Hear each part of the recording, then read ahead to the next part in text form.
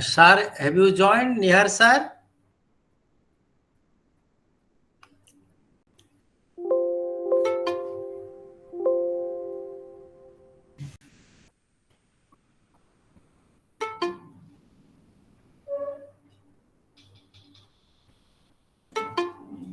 So just please wait for a few minutes. Most probably the speaker will be joining.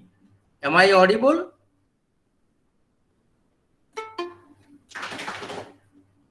Am I audible? Yes, sir. Yes, sir. Okay. So just please wait for a few minutes.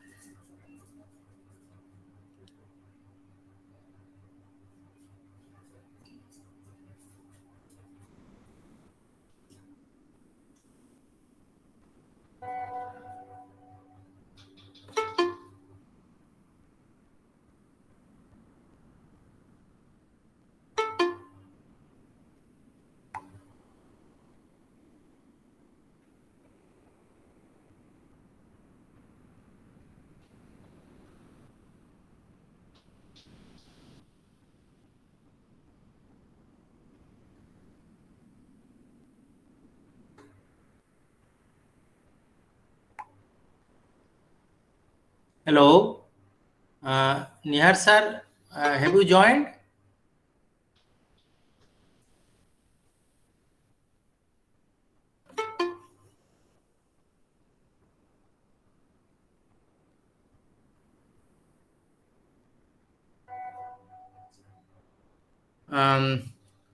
So the speaker has joined, and good evening to all of you.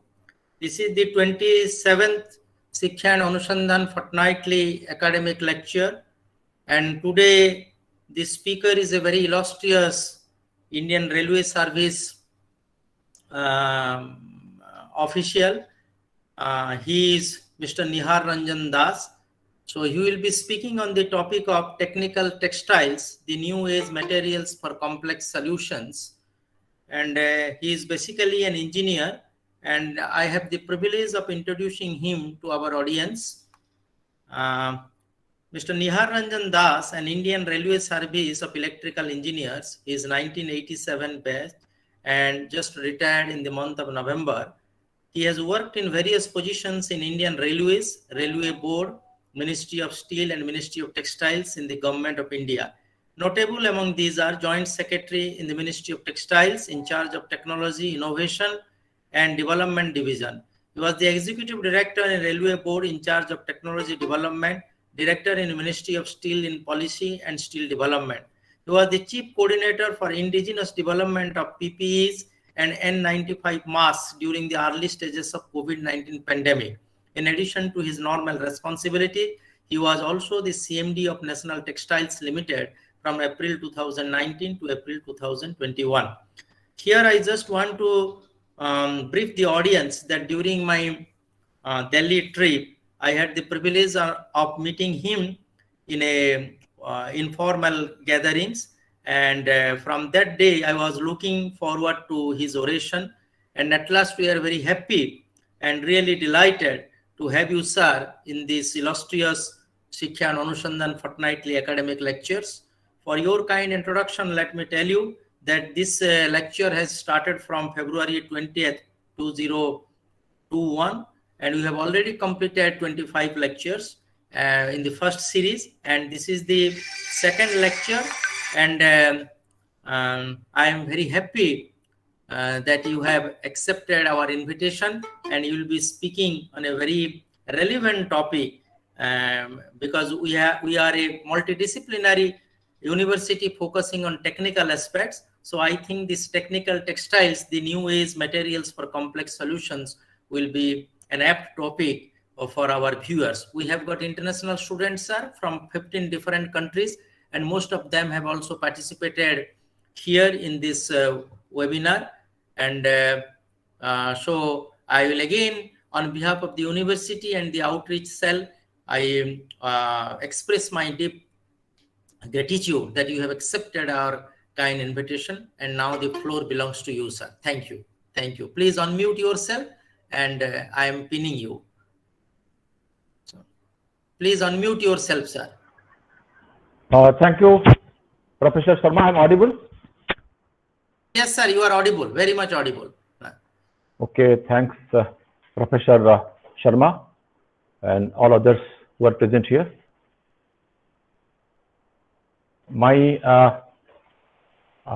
Basically, I would like to speak on a new subject.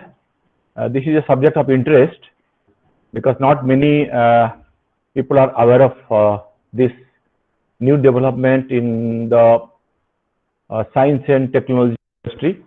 This is called technical textiles. So during my tenure as Joint Secretary in the Ministry of Textiles, we worked upon it. It was there, of course, earlier. A lot of work has been done on that, but we thought of taking it forward in a much faster way. So the government decided to go for a mission called National Technical Textile Mission in the lines of National Health Mission and on any other mission. So I'll not elaborate on government program. That's subject of interest, which you can discuss if somebody is interested. We can always have discussions because it's a mostly academic and students and also researchers. So I'll just make a small presentation on what is technical textiles, and I would explain some interesting features of it. So let me share the PPT first.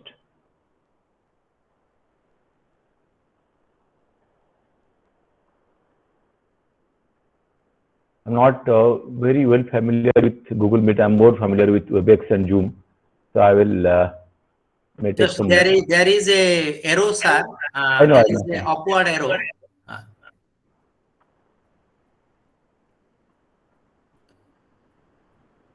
In the upward arrow, if you click, then you can share.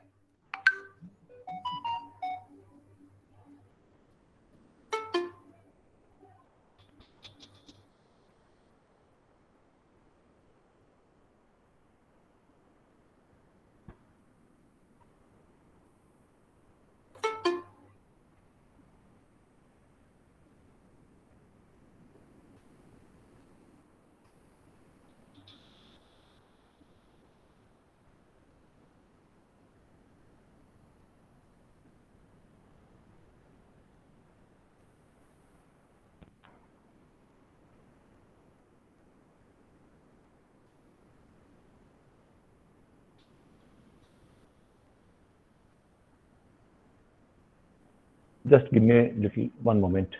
It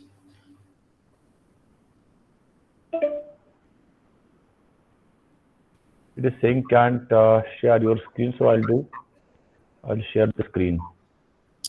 This right present now, then you have to put your entire screen, and Okay. then I think you will get a then share.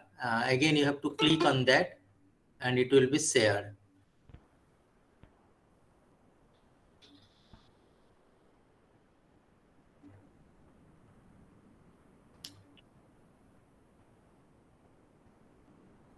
Or in the worst circumstances, you can send the PPT to me also, and I can share it from my side. I'll just try. Okay.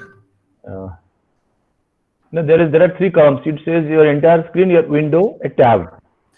Yes. Either I think your entire screen you can say. Your entire screen, a window, a tab. Better your entire screen.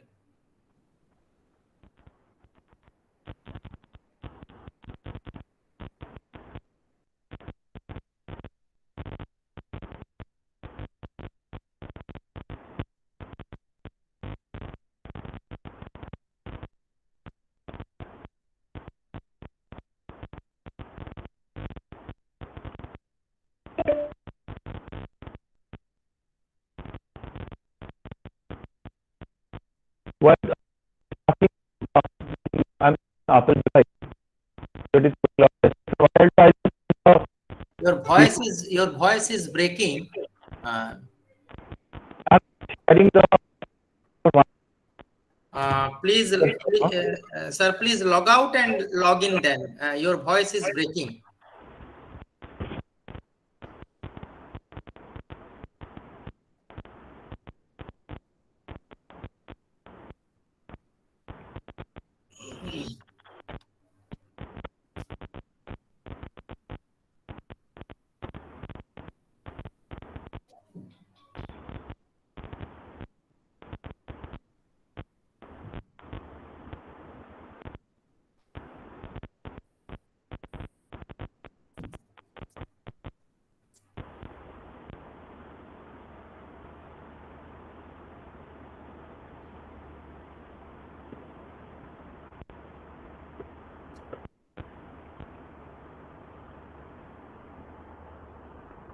I have sent the PPT to you, Dr. Sharma.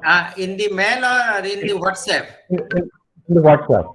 Okay. Let me check it. Okay, sir. Just so wait. If you can share, I will. Yes, just wait, please.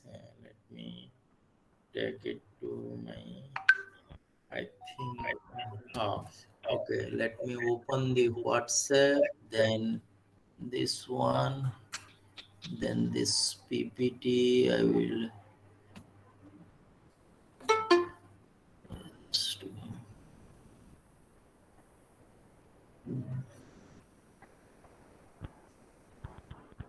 Okay.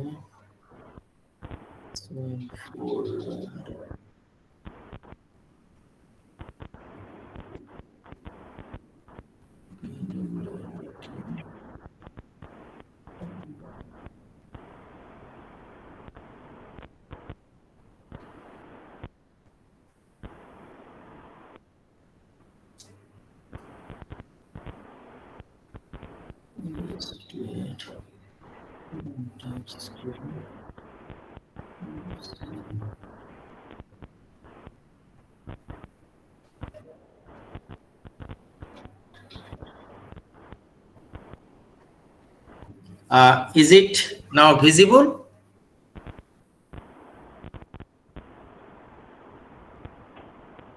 Is the screen visible now, sir? This is visible. Very visible. Now you can start. You can make it full screen. Okay, just do it. Yes, I am just making it. Yes. Now you can continue. Now it's okay. So I will be almost on extempo. You can. This is only the introduction. You can go to the next one. I will. Yeah. So what is technical textile? I'll see when somebody says textile, it means something which is basically what we understand is some fabric which is woven. So we make materials, we make garments, we make apparels, we make bed sheets, upholstery, cotton, many things out of something which is woven. We understand basically the woven textile. There is another kind of textile which is called non-woven, and non-wovens are basically all technical textiles. But technical textile need not be woven, need not be non-woven.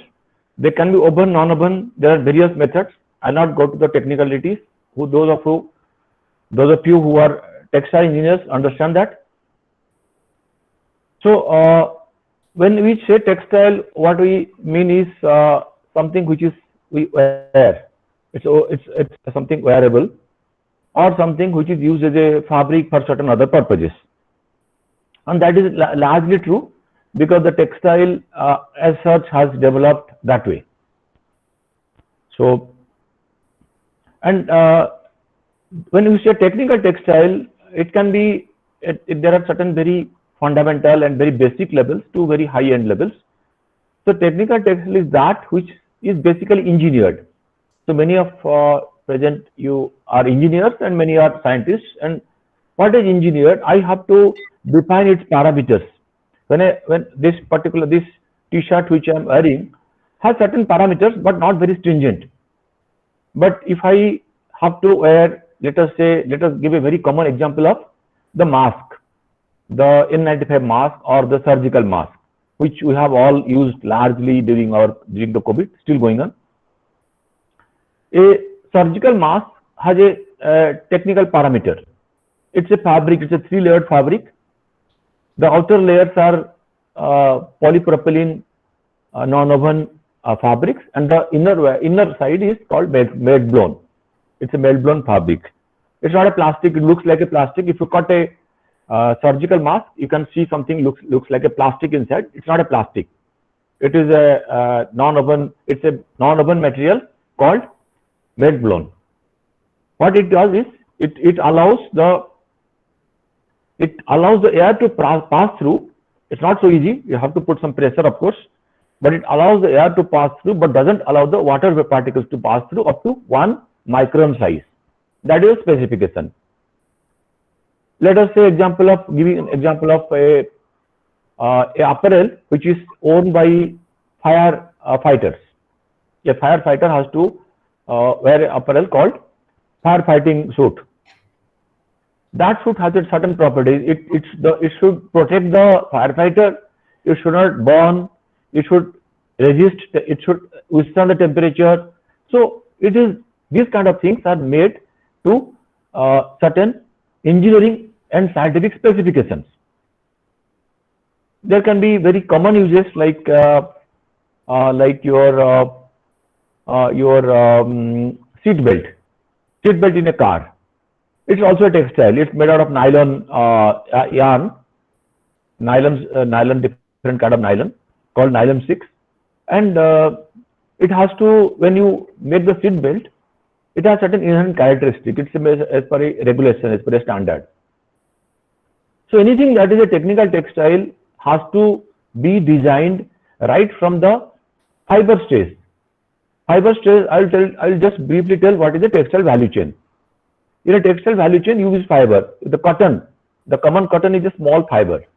From the fiber, you make yarn. What we call is dhaga. From the yarn, you make fabrics. You weave a fabric, and from the fabric, you make various other materials. So you can engineer right from the fiber stage, because most of the technical textile polymers, generally polymers. There are other kinds of raw materials, I'll tell later on. But let us say polymer. A polymer can be engineered through chemistry, through organic chemistry, through chemical engineering to give certain properties. What are the properties? It's temperature resistance, then it's mechanical properties, it's thermal properties, it's radiation properties, it's light properties, and many things. Then after I make a fiber, when I make a yarn, I can treat the yarn, I can engineer the yarn, because yarn making is a process of engineering. You don't make yarn just like that. Yarn making is an engineering process. How many threads, what is the thickness, what is the strength of that, what is the flexibility. When you make yarn, you add more properties into it. You have a freedom to that. When you go to make a fabric, you can decide the kind of weave you want. I'll give an example. Suppose you want a fabric to withstand a tensile strength. I'm going a little technical. Please pardon me for that, but it cannot be. Suppose you stretch it, it should not break. That is called tensile strength. You can make a fabric to give a tensile strength, but many occasions you don't need a tensile strength. You need something which, if I punch it, it should not break. That's called shear strength, which you can see in a metal. So I can engineer the fabric right from the fiber stage till the fabric stage, and there are various degrees of freedom I have. So it is easy to engineer a textile rather than engineering a metal or a cement or a concrete or anything. So the material scientists over a period of time, when plastic and polymers and all that started growing, they found it interesting to infuse the properties at right time and create certain products which are much superior to their compatriots like metals or concrete or wood or aluminum or anything. So then evolved the there are technical textiles. It's a very broad. Practically, you can cover anything that you see on before your eye can be a textile in future, not now, in future. And because as we are all growing more and more renewable energy using battery and other things, the amount of crude petroleum or petroleum products, that requirement will come down in future.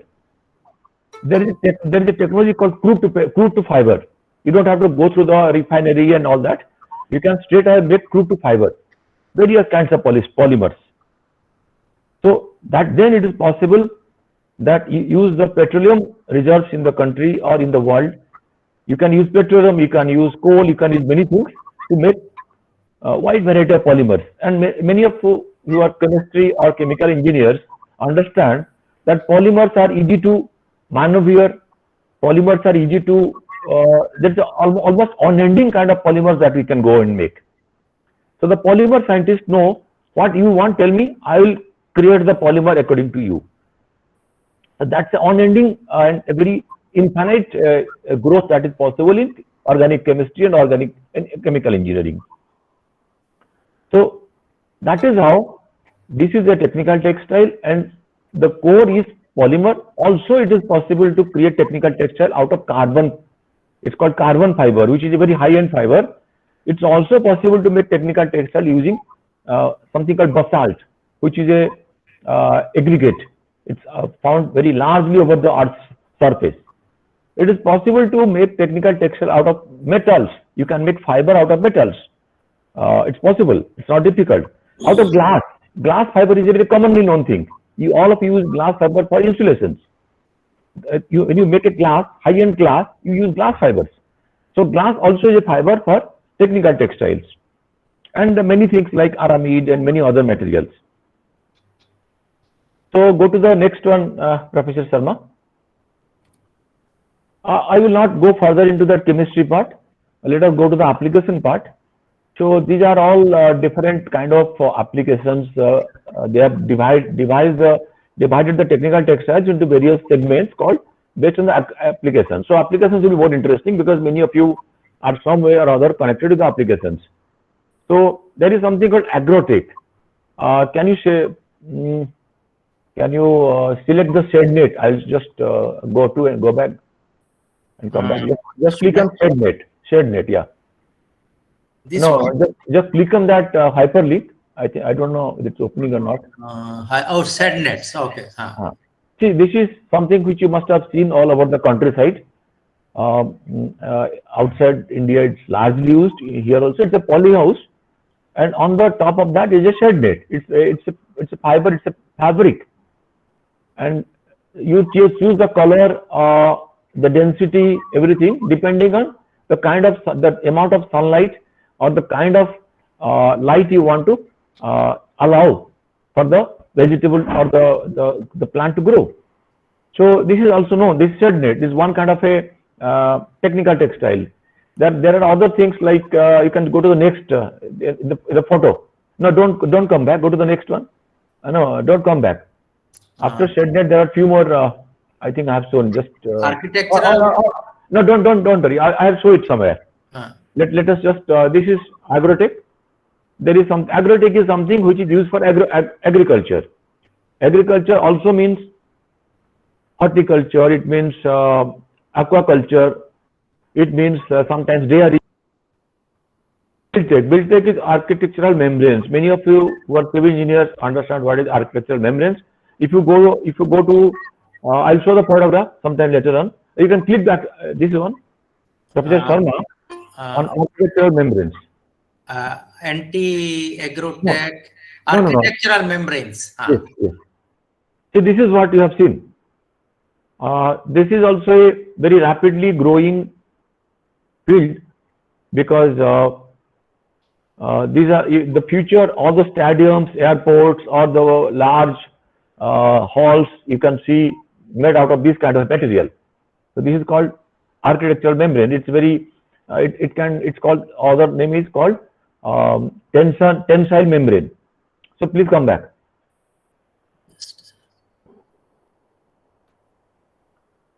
Then there is a cloth tech. Cloth tech is the garments use interlinings, G fasteners, and umbrella cloth. They are called cloth tech. They are not a very high-end product, but very commonly used product. Geotech is even civil engineers can understand that now if you, I'll give a common example. If you go on a highway, you'll see on a flyover, the earlier one used to make a ramp out of concrete. Now it is possible to give interlaced kind of a stone kind of a thing. You can see there'll be some photographs, and you put a geogrid inside. So geogrids and geonets and geocomposites, these are all used for making roads and railways and water canals, and also for ponds, the various kinds of things which are used in connection with water or earth. Go to the next slide. Home tech is mattress. You use a mattress. It's again a technical textile. On the mattress, you put a nowadays you put a cover which is water resistant or fluid resistant. That kind of a thing is a blinds and all that are very common. You can have fire resistant carpet, fire resistant curtains and all that. It's a very common technical textile. Then Indutech is all the filters and filtration products, conveyor belts. They are all Indutech. So industrial textiles. Mobile tech is that which is used in mobiles, automobiles, like seat belt, airbags. Airbag is a very common and very one of the largest traded and manufactured products in the world is airbag. The one which protects you in case of accidents is called airbag. Seat upholstery, of course. Then nylon tire cuts. All the tires have something called nylon tire cuts, which gives it the strength and the stretchability. These are also technical textiles. Then Meditech is common Meditechs are diapers and sanitary napkins and contact lens. These are all common Meditech. There are high-end Meditechs, like now the heart stent is also a textile. It's a technical textile. Then the body implants, like you have the knee surgery, you use a kind of a cap. That's a technical textile again. Your artificial leg is a technical textile. There are many kinds. Go to the next one. There are some photographs somewhere else. Oikotech is again similar to Geotech. Pactech is largely produced in India. These are called FIBC. If they are all making for packagings and all that. Not a very high end, on the low end side. Wrapping fabrics and many lino bags and all that. Sports tech is your shoe, your sports shoe is a technical textile. It's lace, it's sole. They are all textiles. It has a inherent textile inside it. Protect is something, bulletproof jacket for soldiers, bulletproof jacket for security personnel, their special uniform, then fire retardant apparels, chemical protection apparels. They are all protects. They are supposed to protect and the common example which you have seen is PPE. It's a protect. It's supposed to protect a user from hazardous uses. Next one. So the global market is a $250 billion market, little old figure. Now this 2020 figure, it has to be corrected. United States and Europe use technical textile largely. Japan also. India is now coming up, and mostly India is mostly into Pactech. And India current market is 20 billion. We are aspiring to make it 40 billion by 2024. The average rate of growth is higher because of the low base, and per capita consumption is still low, but it has a huge potential. Go to the next one, please. So this is only a glimpse of India's presence among different segments. At 38% is almost Pactech, which is packaging materials. We haven't grown much into the high-end ones. Like we still haven't manufactured carbon fiber kind of thing. The bulletproof jacket fabric is imported. It is only stitched here. And many high-end applications, we are still dependent on other countries. And many times their export is restricted. They don't restrict the Germany or USA because it has strategic uses. So they don't export. One of the common things, I'll just give an example later on. Now go ahead. I'll give some more interesting examples and what we can do. Go to the next one, please. So these are just may not be much of interest to you. You can just have a look. That this only says where we can. These are all government programs. That this is the area where we should focus upon, because it's mostly controlled by government, and we have to create a higher user base. So let us focus about these areas for growth of technical textiles. So I'm not going to elaborate on that. Go to the next one, please. Yeah, medical textile is different kinds, healthcare and hygiene products like wipes. Then there are a lot of other things nowadays. There are beds, anti-sore beds for patients and terminal ill patients, or people who are on the very old and aged, bedridden. There are now there is a textile which you can use for. I could have shown few. It has a shampoo. You just shampoo it. You can wipe out a patient. They are medicated. It's like a tablet. You put in a hot water. It opens up like a fabric. Sanitary napkins and baby diapers, adult diapers are common examples. There are non-implantable devices like there will be photographs afterwards. There are implantable devices. You can go to the next one. I can explain better. Yeah, these are all these. Let us go to the photo part. Next one, yeah. So these are all medical devices, and plaster, your bandages, your this is a self-absorbing. This is medicated bandage. The photograph on the bottom one is a medicated bandage. Your syringes, all these are medical textiles. Next one, please. So this is a heart valve. It's a stent. So it's a medical textile. It's a small it's a small yarn, but highly engineered, because it has to fit into the heart. And you can imagine the kind of engineering that has gone into it. Next one, please. Agrotech, I had explained. These are all the benefits that you get when you use agrotech. We had a program, a small pilot program in northeastern region of India, where we give a promotion scheme to the farmers and demonstrated how the use of agrotextiles can benefit the farmers. So these are the results of that. There was an increase in farmers' income. There was less consumption of water. There was less consumption of pesticides.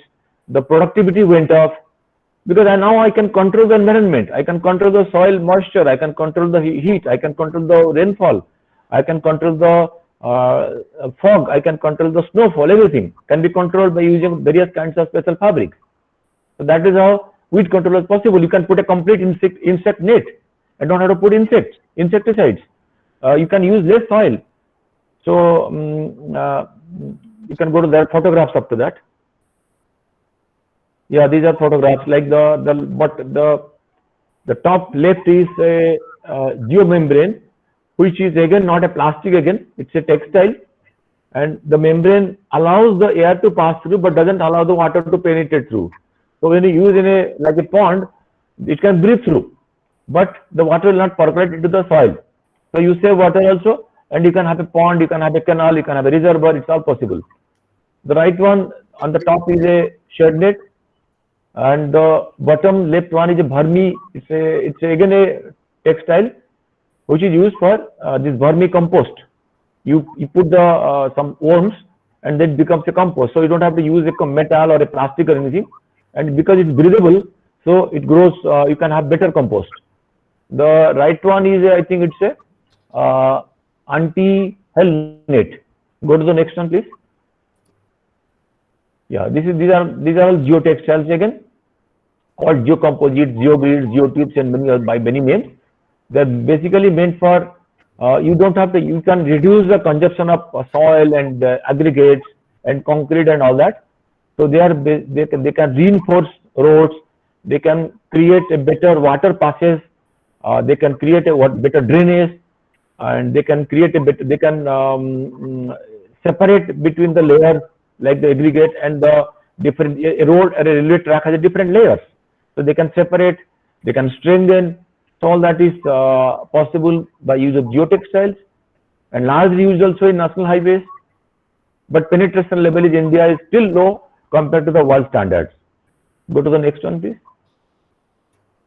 Just an example how it is used in rail track. You can see the top layer is a ballast. Between the ballast and the subgrade, you use a geofabric, which doesn't allow the cross stones to come into the parent soil, and that way you can have easy maintenance. It can also strengthen, and then you can see there is a drainage facility available, so the water drains through. It doesn't affect the track performance.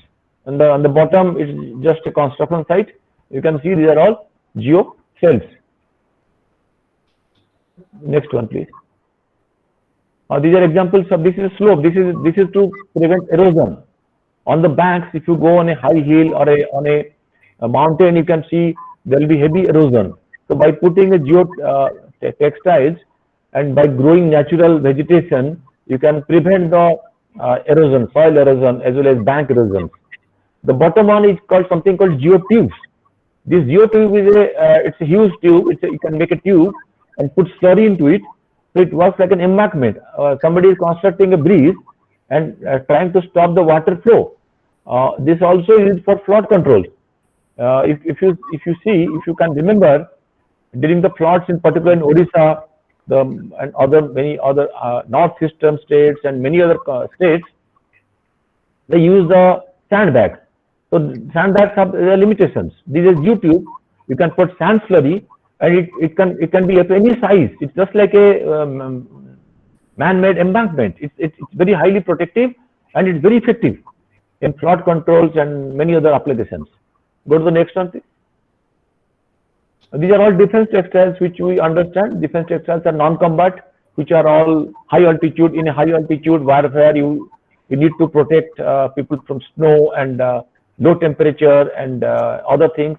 And they're because in Indian Army, in Siachen, the whole gear is 18 kg.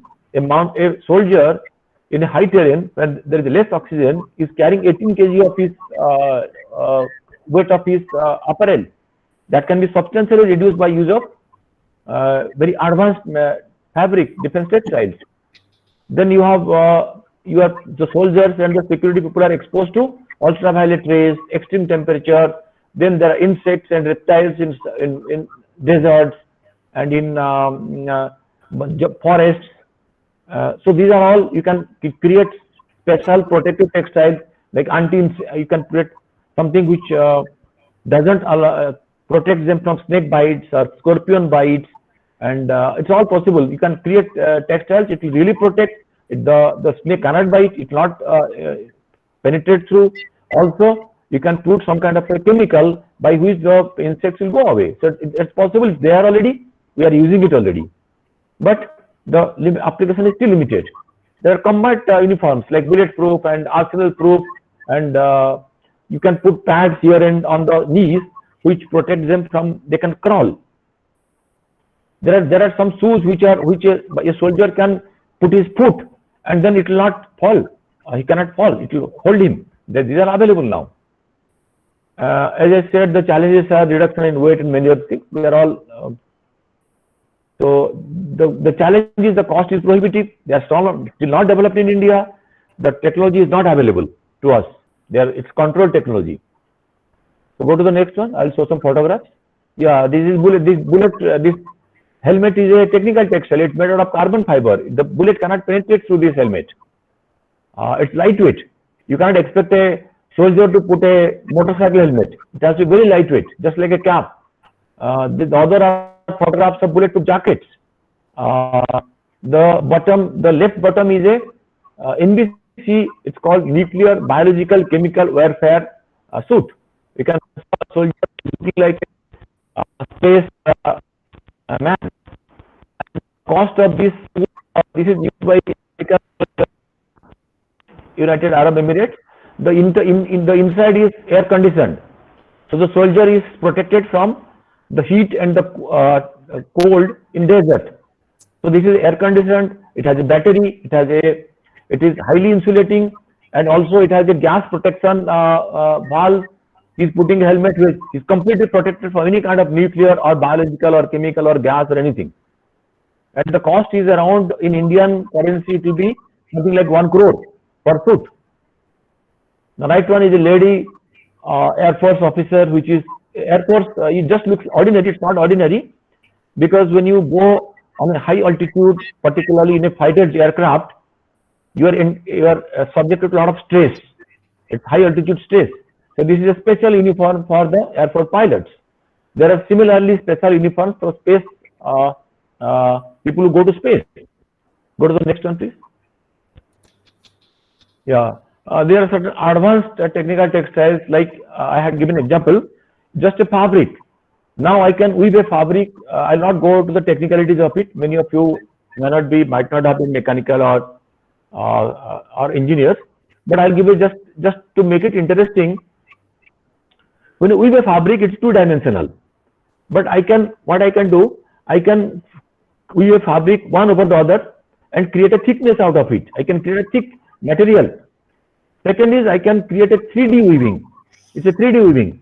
The bottom one is it's a composite. It's the bottom one is actual photograph of a satellite part made out of carbon fiber. Carbon fiber can withstand resist temperature up to 2500 degrees centigrade. Its mechanical strength is very, very high. So when I send a space when I want to use something for the space satellite, I have to have a limitation by using metals, but I don't have a limitation by using a textile. So this is a 3D woven part of a satellite. I just have woven that way, and then I have made a composite out of a resin to give it a shape, to give it a protection. So this is just a photograph. Next one, please. So this is again a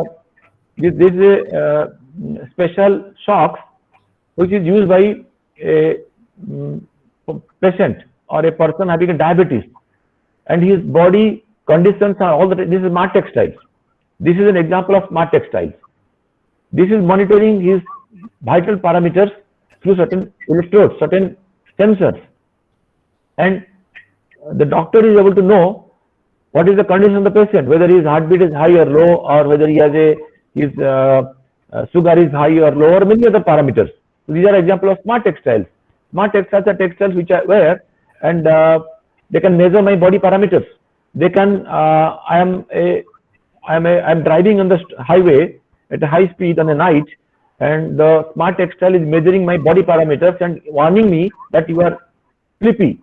Your body blood pressure is coming down. So it's all possible. So there is no limitation. The field is almost unlimited. Go to the next one, please. These are all examples of this is a fabric, and the electronic sensors are embedded to the fabric. I just put in a shot, and it is measuring my parameters all the time. It is also possible to put let us say patient is very, very critical. You can put a sensor on his wrist, and that will measure the pulse, the blood pressure, the oxygen that is inside the body. Like in COVID, all of us were using something called a oximeter. The oximeter is simply an optical meter. It is possible to create a smart textile which can measure all the body parameters very easily and very accurately rather. Go to the next one, please. So I'm just giving an example. These are again use of this. The left one is called geo bag. The bottom one is called geo tube. See, it's a ocean, and it's not an ocean actually. It's a river. I want to make a road through the river. So how do? I separate both parts through by using geotubes. So now there is no water in between. It's embankment. So I construct a road inside. So the others are geobags and all for protection of coastal soil erosion. Okay. So next. So these are all may not be of interest to you. I can explain. This you can skip through because the Ministry of Textiles 2 years back was involved in development of PPE. That I will just. It's an interesting thing. I can have another half an hour lecture on that, on how we develop PPE. I have got all the material, but because I was the key person who was involved in development of PPE. So that was the time when India didn't have PPE. It was all imported, and so we had to involve our industry, develop the fabric. It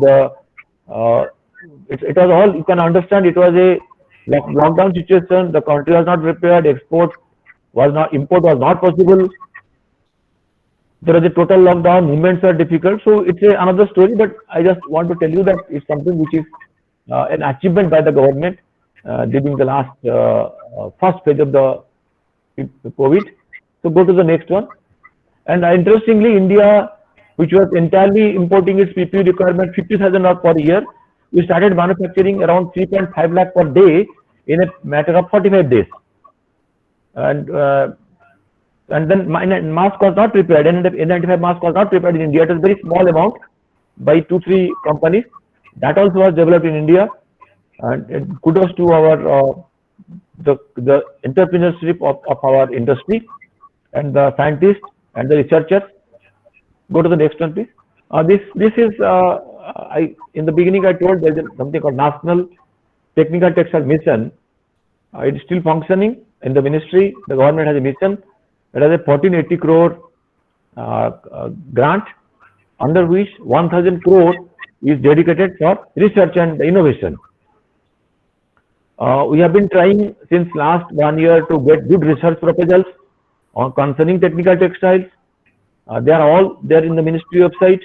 Those of you who are professors can go to it.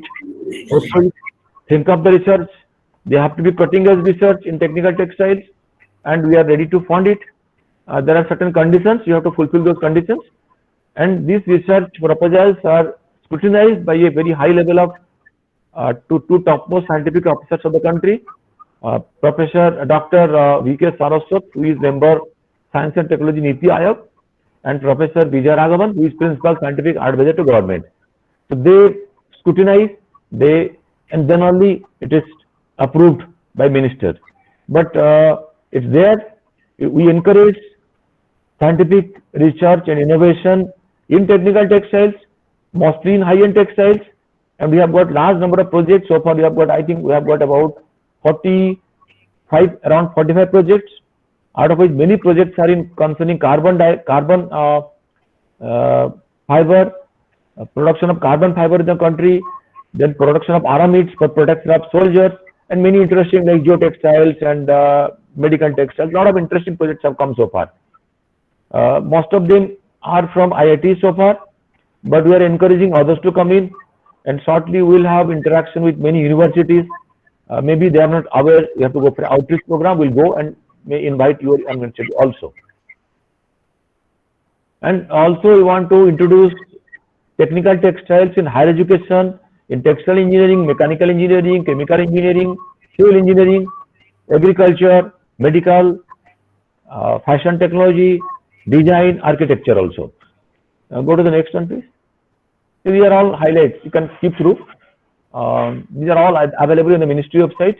If somebody is interested, you can go to the ministry website. They are all available about what is the objectives of National Technical Textile Mission. Professor, you can skip through this. This you can skip through. These are all. So now you can close the PPT unless somebody wants to see something more. If something has caught somebody's interest, or you can discuss on the issues. So I've taken quite a about, I think, more than half an hour.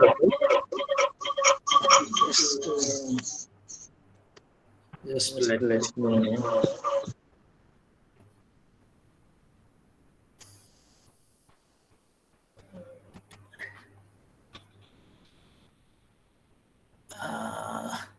So thank you, sir.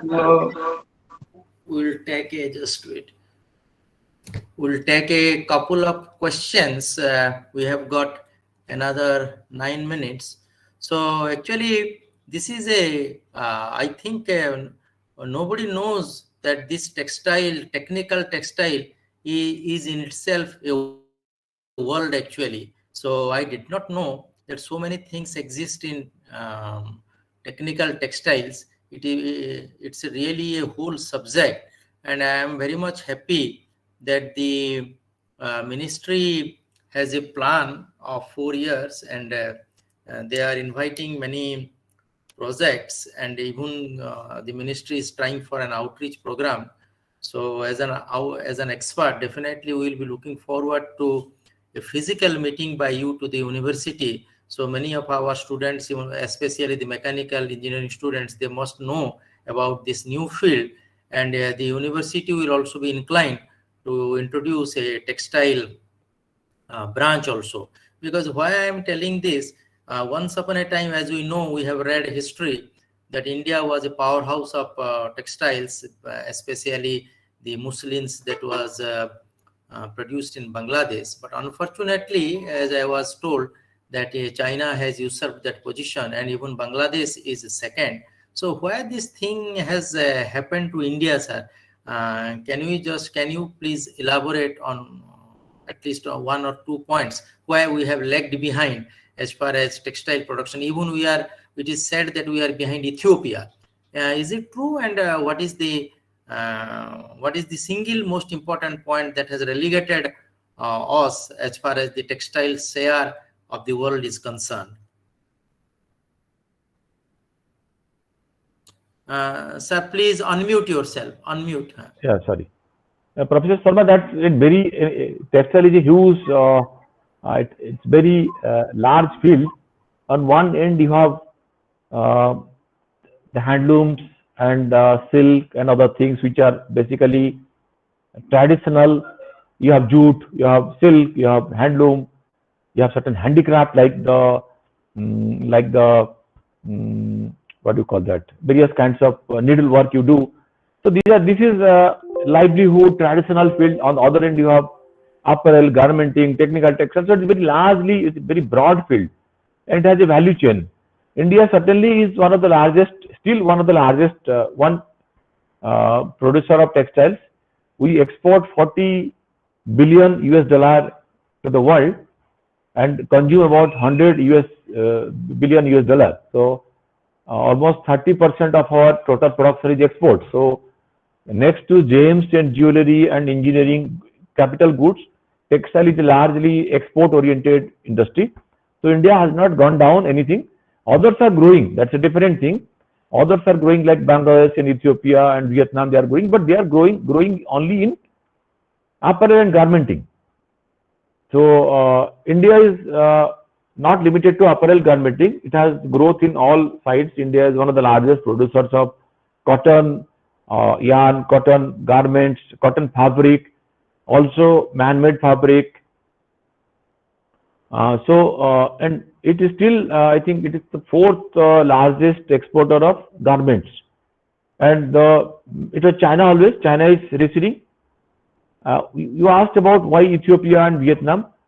It's again a different dynamism because it mostly the apparel sector mostly depends on the availability of skilled labor at a cheaper rate. So many of when the country is developing, when any country that develops goes to a level of development, will not produce the cheap garments. It has to produce again the designer garments. So India is shifting from cheap garments to designer garments. If you see Italy, or if you see Turkey, or if you see other countries, they're all, if you buy a garment from Italy, it will be all designer garment. It will not be t-shirt and common things. So that is a space which is taken away by other countries like Bangladesh, Ethiopia, because they have a large surplus labor which they can use for and very skilled and very hardworking labor, of course. So it's not, it's only one space being given to somebody and another space being taken away. So tomorrow India will take away the space from China, like technical textile. The space was dominated by China and Germany and USA, and we are trying to grow in that area. So it's all shifting only. It's shifting from one to the other. So common perception is India is, if you go to a Marks and Spencer, if you go to a Reliance store, you find many garments being imported from Bangladesh. So you get a perception that India is not growing. India is growing in some other area. So don't worry about that. Government has a lot of programs, and it is a business. If I find a business, labor, the cost of labor is growing in India. It's not cheap that anymore. The cost of education level is growing, so people are shifting out to other areas. So if you pay anything more than 10-15,000 per month, the garmenting, the cheap garmenting, which is 500 rupees per piece, is not anymore sustainable. So it's only giving a space. But I will limit to questions to technical textiles. It's very interesting and it's a more of an engineering area. It's not a traditional area. And it's not a textile, it's a textile. It's still called textile because the core of it is fiber engineering. But the application is everywhere. Its application is in civil engineering, application is in space, application is in mechanical engineering. Instead of going for a 3D printing, you can create a 3D weaving for very complex mechanical parts. Thank you, sir. And there is a last questions because we are running short of time. Anybody who will ask questions? If anybody who will be asking questions, otherwise I will ask a questions and then we will go for the vote of thanks. So the last question is, in this mad rush for computer science engineering, do you foresee any future of opening textile engineering branch in an engineering college of Odisha? And will it fetch jobs in this computer crazy markets? That is the last questions. No, textile engineering, unfortunately in India, because I'm an electrical engineer and I had graduation in 1984, and 38 years down the line, I see a lot of development in other streams of engineering, mechanical, electrical, or even metallurgy, chemical, everything. But textile engineering, unfortunately, has not grown in India. Even textile engineers don't get well paid. Even IIT Delhi is the only IIT having textile engineering stream. And the professor, the head of the department, Professor Rangaraju, who tells me that they don't, very few go for textile engineering because we have always limited to traditional ways of textiles.